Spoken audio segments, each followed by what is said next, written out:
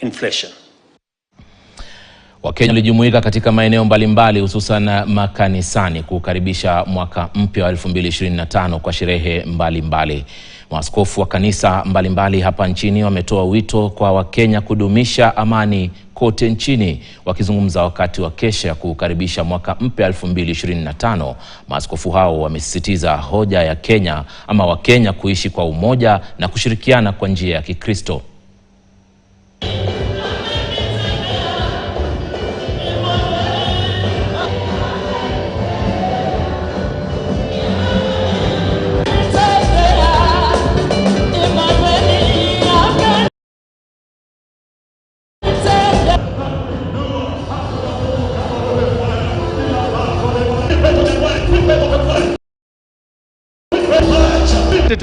will be our year. Let's continue praying for Kenya, and let us continue also holding to each other and encouraging each other. And to our young people who have stood up, the only weapon that we need now, go and take your votes this time so that you can vote the people of your choice. Tukiachana na hayo mtazamaji, kile